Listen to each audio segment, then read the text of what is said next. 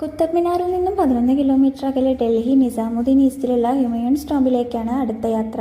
ഹുമയൂൺസ് കോംപ്ലക്സിലേക്ക് enter ചെയ്യുമ്പോൾ തന്നെ വലതുഭാഗത്ത് കണ്ട ഇസാ ഖാൻ നിയാസിയുടെ ശവകുടീരത്തിലേക്കാണ് ഞങ്ങൾ ആദ്യം കയറിയത്. ഷേർഷാ സൂരിയുടെയും ഇസ്ലാം ഷാ സൂരിയുടെയും കൊട്ടാരങ്ങളിലെ ഒരു പ്രഭുവായിരുന്നു ഇസാ ഖാൻ നിയാസി.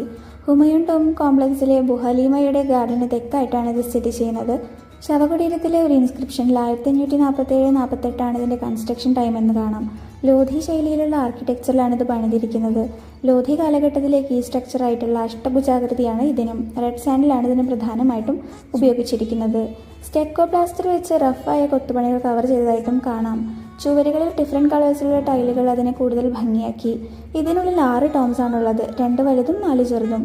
അതിൽ ഇസാ ഖാൻ നിയാസിയുടേത് റെഡ് സാൻഡിലും മാർബിളുമാണ് ചെയ്തിരിക്കുന്നത്. മുകളിൽ പേർഷ്യൻ ഫ്ലവർ ഡിസൈനും ചുവരുകളിൽ ജാലികളും കൂടുതലായിട്ട് കാണാം. കുറേ ഹോൾസ് ഉള്ള ഒരു ജാലം പോലെ പണിതിരിക്കുന്ന ചുമർഭാഗങ്ങളാണ് ജാലികൾ. കാലിഗ്രാഫി, ജാമിതി, നാച്ചുറൽ പാറ്റേൺസ് ഒക്കെ ആയിരിക്കും ഇതിന്.